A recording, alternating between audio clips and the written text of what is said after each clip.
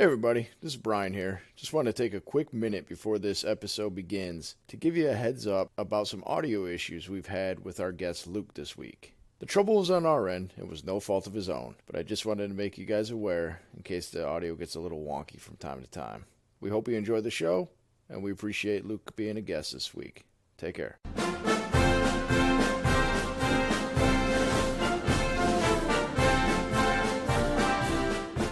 All right, everybody, welcome back to the Marine Corps Movie Minute, where we are discussing the movies of the Marine Corps 1 minute at a time. And this Friday, it's minute 84 of Heartbreak Ridge. Before we discuss the minute, as always, I'm Billy. I'm Jack. And I'm Luke. All right, welcome back, Luke. Thanks for joining us yet again, rounding out the week. I know I'm way too late in here, in just the realization of the names that you're using for this. What's the... I don't know how to phrase my question. But go ahead, obviously shoot. You're in a safe space. Ask your question. I know we've done 3 episodes, and I only just twigged the Billy and Jack as opposed to the Brian. That's what we said. Okay, so because we haven't really been using our last names, Perry's actually Perry's last name. He's Jack Perry. Oh, okay. So, but because of the military, everybody just always just called him Perry. Yeah. My name is Brian, but when I was in the service, I was kind of hinting at I was like the young guy, nobody knew I was coming, all that good stuff. So when you're in the military, the first the U.S. military, the first year you're in, if you sign up for the GI Bill, they take money out of your paycheck. So you are paying for some of it yourself. In case you don't know, is the it's like the college fund that you can fund your college for when you get out. That's a benefit of joining the military, is they have college money available for you for when you get out. Even can use it while you're in, even sometimes. So we used to get it's called our leave and earning statement, which is basically your paycheck. And they used to come into the office, and all the guys who had been in for a while, all about to get out, had saw that I'm still paying on the Montgomery GI Bill. And they thought that was the funniest thing, because I was basically a boot, is what they call them. And so they started calling me Billy Montgomery. As these guys would leave, new people would show up, and they would call me, and they would hear the name Billy Montgomery. And people just assumed, because it's B. Lockhart, that my name was Billy Lockhart. Oh. So everybody started calling me Billy, and it just stuck. And some people I've literally had to argue with that. I'm like, my name is Brian. And they're like, no, it's Billy. And I'm like, no, it is not. Motherfucker, I know what my name is. Yeah. And they're like, well, what is it? And then I would have to explain this. It just stuck. And I mean, it's so funny is because people who see me on Facebook and know me as Brian, in their mind, they still see it as Billy. Perry will call me.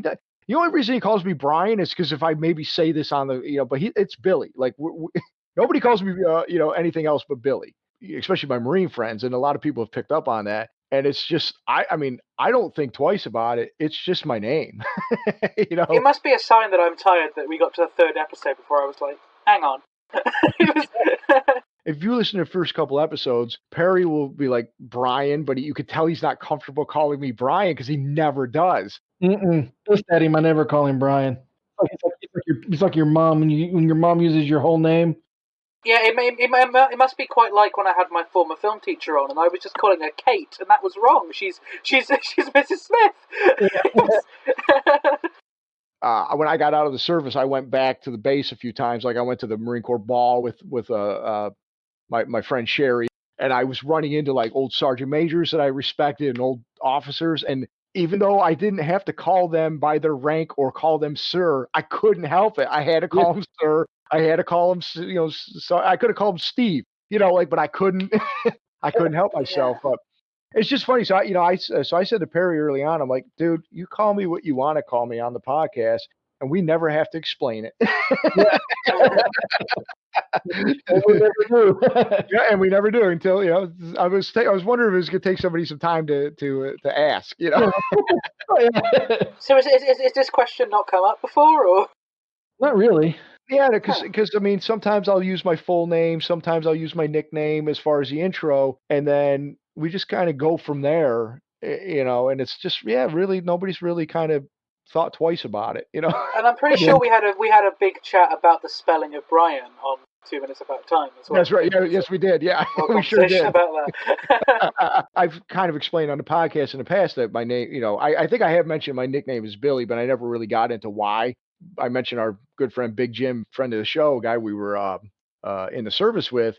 He used to call me William. Yeah. Huh.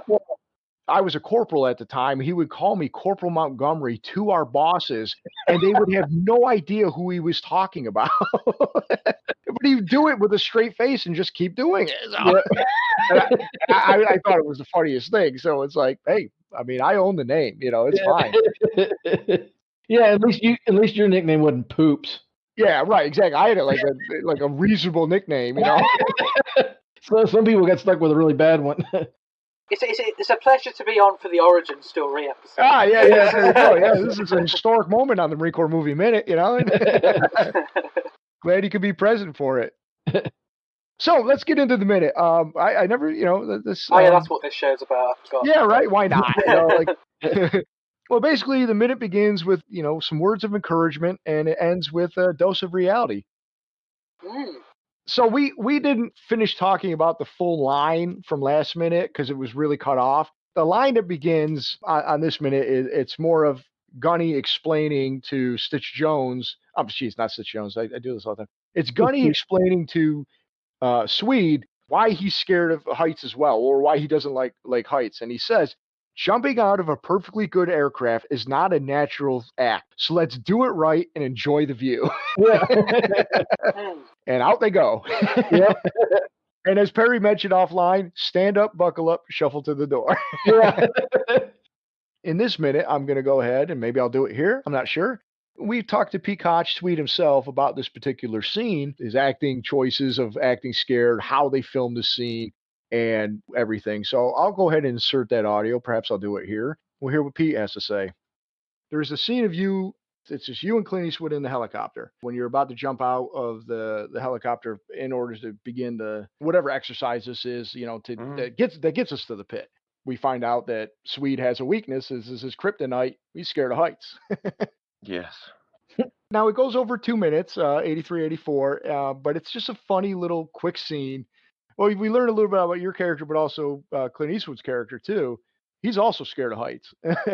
At this point, he seems invincible.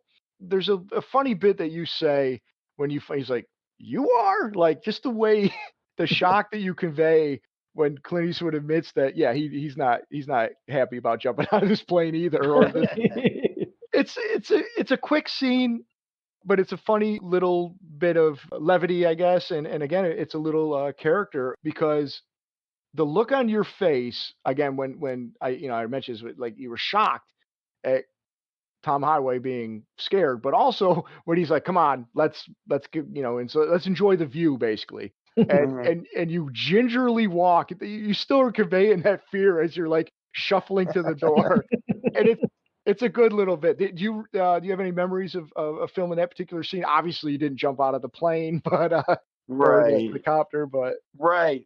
So, the cutaway was the guys jumping out and landing in water. That was done by the second unit group and using the real recon guys, and that was cool scene. And so how we shot the scene, very pragmatically, no sense flying around if you don't really need to. So the helicopter's on the ground, and there's crew members on both sides of the helicopter, and they're shaking it to give us some semblance of vibration inside, as if we're really flying. And of course, quiet, except for guys shaking it a little bit. So, all that helicopter sound and noise and everything, because helicopters noisiest thing in the world, right? Yeah. Yeah. All that gets edited in later. So it's just, you just have to picture for a second that it's quiet. There's guys shaking the hell out of the helicopter, and you're standing there with Clint just trying to deliver a line. And hopefully it's not only the line, but the body language and everything feels authentic. That's all. I don't know. That's all I think as an actor, or that really what I'm trying to do is to speak truthfully. And I really don't like heights myself. So it wasn't too hard for me to sort of conjure up like this would suck. This doesn't feel cool to jump out of this. But yeah. So we're shooting it on the ground. It was quiet, and just had a bunch of guys shaking the helicopter. And we did. I think we did 2 takes, and that was moving on. That was that. Well, yeah, it came off well on screen, and yeah, if you get it right the first time or two, why keep going? Yeah. Why Yeah. keep going for it? And maybe the fact that they were shaking it maybe explains why you were walking so gingerly. It might have been a little, so it was authentic. It worked good. And they did a good job of either finding somebody that kind of like when they cut obviously to the recon marine jumping out. That's supposed to be you. Like I didn't go, oh, that's clearly a cut. That's clearly look at that doesn't even look like him. They did a good enough job. Like I used to watch Jag, and they would cut to like real footage or this really bad CGI. And even though I love that show, I'd be like, "Wow, where did they film this in their bathtub? Like it looks terrible." It seemed natural that it was like Swede walked up and Swede jumped out, and he never questioned it. And of course, later in that minute, you see on the ground, you get a shot of you taking off your helmet, putting on the jungle hat, jungle cover, and then actually wrapping up the parachute. I imagine that had to be kind of a pain. Yeah, no, that's interesting. I'd forgotten about that. But yeah, no, it was great to get. I got a quick lesson on, the proper way to gather up that parachute. Obviously, it's not something I've ever done, and got a quick lesson on that from, one of the recon, guys that were so helpful, I should say. Yeah, and then let's do it. Let's shoot the scene. That was that. Wow, wasn't that fascinating listening to Pete talk about that? It was both informative and entertaining. So they hit the ground, and we just get. I think Pete talked about this. Just some Marines getting their gear off, getting the parachute wrapped up. They take their helmets off and put the jungle covers on. Then they load up, and Gunny says, "Let's move out." This minute doesn't really have a lot, honestly. It's because we've focused on the parachuting. We've heard from Pete Koch, and it's really just a montage kind of recon packing up and getting ready to go. Yeah. We discussed previously, or at some point in the future, because I don't know, time travel. Would you rather wear a helmet or a jungle cover? Oh yeah. Well, these guys start out with the helmets, I think, because of the parachute. So Right. actually, Perry, we're going to discuss this, I think, upcoming. Yeah, Notice how these guys take their gear. They leave their helmets are probably in their packs, but they take their gear. Actually, I got a couple comments. They take their gear, right? Mhm. So, but they're wearing the jungle covers. But yeah, first platoon it keeps the helmet, and they drop the packs. But they must have jumped out of a plane too, because there was stick 1, stick 2, right? So that's got to mean they're stick 1 and these are stick 2, or vice versa. Did they just leave all their gear at the landing site? Yeah, I don't know. So when they Because they had to have jumped with their pack.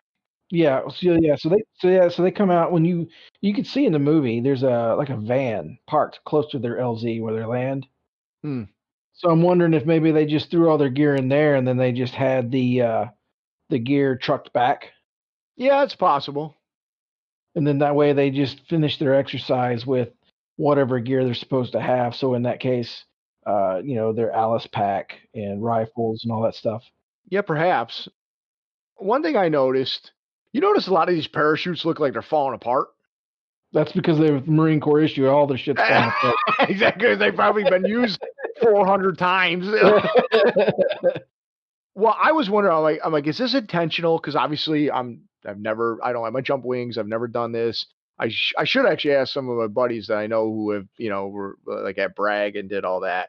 But a lot of these look like they're dingy as all get out. I would not feel safe jumping with these like holy parachutes. But I did look it up. Yeah, there's a reason for it. Yeah, it says parachutes catch a lot of air, creating a lot of drag. They can drastically slow a fall, allowing a softer landing. Some parachutes have a hole in the center to release air in a controlled way. It makes the chute more stable with only minimal change in drag. So these aren't in this middle, but I'm guessing that was intentional. It's to allow some of the air to escape, is my guess. Yeah. Well, chances are too in a combat zone, you're getting shot at. You don't take a nice, long, leisurely fall to the ground. You want to get on the ground as soon as possible. Well, you're right. Well, even if you're not even getting shot at, just so you're not like Spotted. noticeable. Yeah, Yeah. exactly. Now you notice after they pick up their gear, and this is something I just caught while we were talking. Gunny Highway has a full sea bag, right? Mm-hmm. And he goes, "Come on, let's move out." And then it's gone. Yeah. Literally, the next second, he's just got a regular pack like everybody else. Yeah. Where the hell did it go? I think he dumped it in that van. Yeah, Along with everybody else's stuff, because they've got considerably less equipment on them now than they did when they took off. Yeah, that is for sure. That is for sure. So I just caught that. Lieutenant Ring has no depth perception, or not depth perception. No, what is that when he can't see to the side? A peripheral. Peripheral. Yeah, he has no. Yeah. What is that thing? He has no. I'm just eating crayons over here. He has no peripheral vision, and he's like, "Oh, we're the first platoon to make it to the bear pit." Meanwhile, yeah, exactly. Not so fast, sir. Yeah.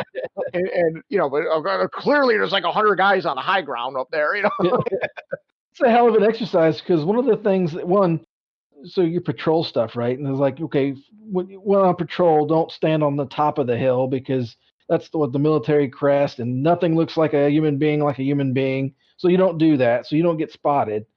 But then first platoon, obviously they're just going on a hike, because recon's just bebopping up down in the little valley.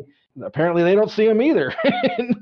Well, that's funny because at first I just kind of assume it's just a movie shot. It's like, oh look, they got there at the same time. But now that you mention that about like the fact that they're just on the ridge and anybody could spot them, from miles away, that really seems like that could have been an in-movie thing as far as like Major Powers is leading these guys. He's been shown to be inept over and over again. He knows where that type of thing. Gunny, of course, is going to take, whatever. He's the best, small arms, Bush, whatever that Chuzu said in the past. So he would know the proper way to move a unit without getting spotted, Yep. So, I mean, maybe that was a conscious choice. I mean, I still think it might have been more of a like, hey, this is a nice shot. They're there, to get there at the same time. Yeah, it sets it up. Yeah. Because it does set up a future minute where who's going to win. It's a race. It's a race to the finish. Yeah. Yeah. But it's Friday, so we get a cliffhanger. We don't know who gets to the bear pit first. Well, we do. Yeah. Well, we know because we've already recorded it and we've seen the movie 100 times. So, Luke, did you have anything about this minute? I think you kind of mentioned you had some thoughts maybe about this particular minute. Yeah, you see a lot more just the actual parachuting, and I mean in cinema I've seen a lot of different parachuting scenes, obviously, but this has got to be one of the most terrifying ones, probably up there with Kingsman, which we talked about the other episode. I think it's definitely reminiscent of the scene in Kingsman. Well, more the scene in Kingsman is reminiscent of this, I guess, but it's it gave me sort of very similar vibes, and it sort of gives you that slight feeling of queasiness watching it, thinking, wow. So when you made the comment before about them obviously being actual Marine Corps people, it makes a lot more sense, because this is real. Yeah, this is real. Because I feel like at the time this film came out, you wouldn't be able to green screen this that well. No. Oh no, it would be. That's the thing, because we've talked about like how I think they did a fairly good, decent job of inserting real Marines in place of the actors without it being so obvious that, hey, we've done a hard cut and here's somebody with a completely different build and different hair color, parachuting in. It wasn't like stock footage that they used. They sent the Marines out to parachute, and I thought they did a good job. And it's funny, we really haven't talked about it, but especially when they land, you really get that kind of like military soundtrack music kind of going there. Like it's a little more like what you would see or hear, I should say, in a traditional war movie or military movie. It's because now they're doing real military stuff. The soundtrack is beautiful here. It fits well. Yeah. For a film which, as you said, has a lot of comic elements, I think it's quite rare that a comedy film has such a great score to that, because often that comes second or third. I guess About Time's a comedy that has a good score, but it's not the big orchestral dramatic thing which you get here, which it took me by surprise, really. I was like, wow, this is...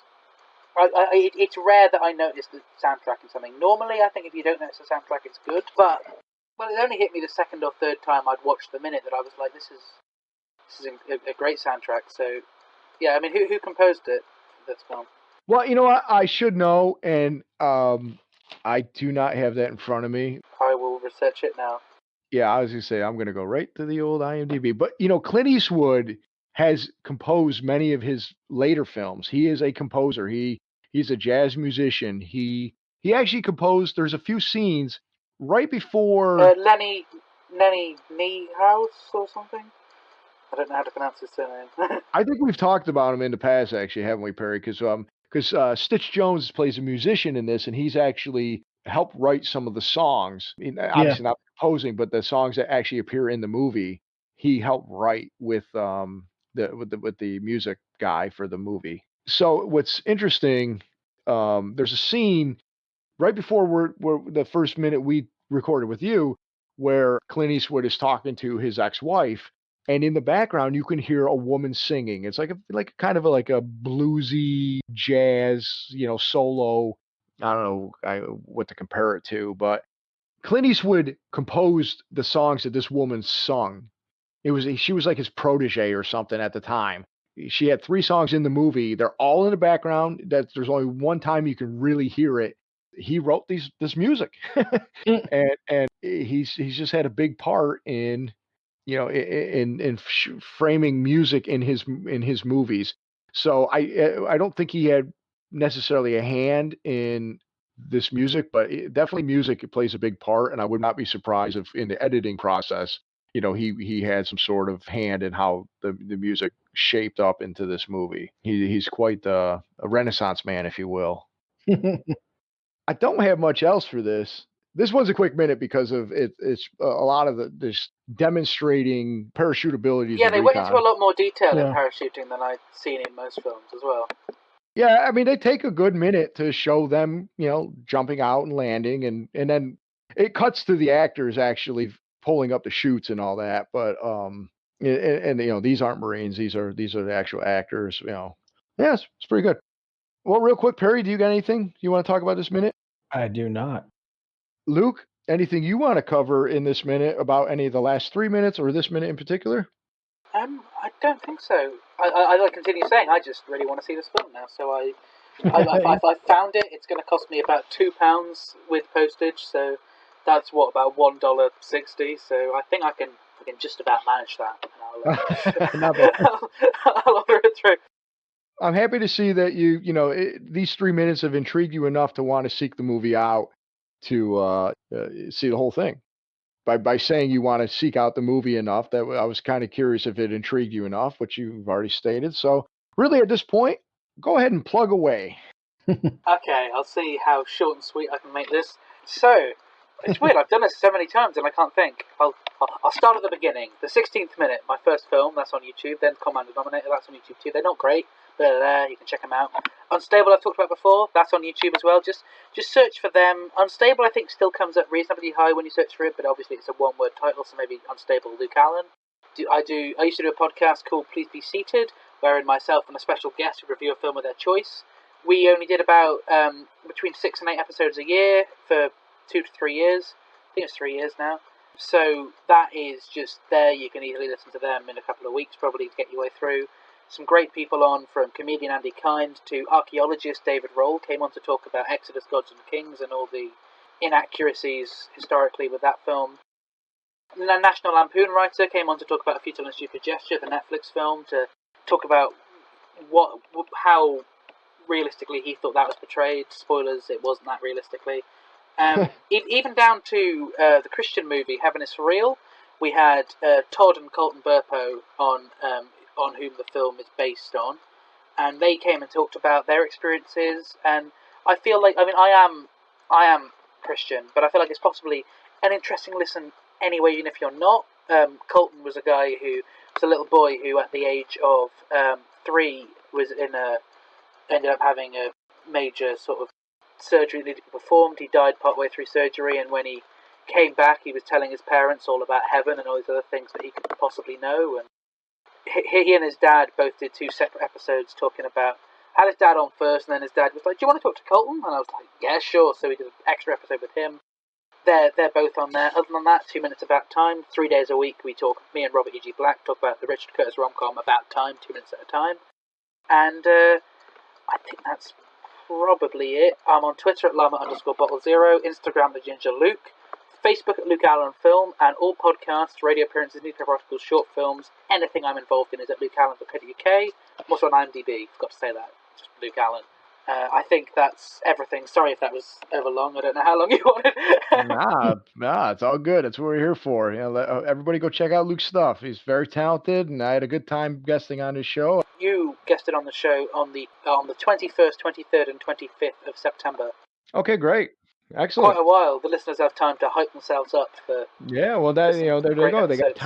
They got time to listen to all the episodes prior to my appearance. No, they got no excuse. Right, exactly. It's plenty Guest time. right on there. And Yep. I believe your week we have a bonus episode with Ron Sexsmith as well. So it's a jam-packed week. Luke, I really can't thank you enough for coming on. We really appreciate you coming in and getting Great fun. another person's perspective who's not really familiar with the movie. And I'm glad to, as I stated, to hear that you're interested enough to want to seek it out. But again, yeah, thank you for joining us. It's always a pleasure. Perry, of course, thank you for joining as always. Yeah. Fridays I like to ask everybody to go to moviesbyminutes.com, check out all the other Movies by Minutes. Go ahead and check out About Time. Yeah, there's a lot of great shows up there. So many, Yes. yeah. So everybody check those out. Check out, go check out 2 Minutes About Time. Same thing. We're on Instagram, Facebook, Marine Corps Movie Minute. Most people, at this point, I've said it enough times. I link it in every description. So if you're listening to this, you'll know where to find us. Yep. Can't wait to come back, do, minute 85 that we've already done. And so that's going to be great. Guys, though, before we go, I just wanted to say podcasting is not a natural act, so let's do it right and enjoy the sounds.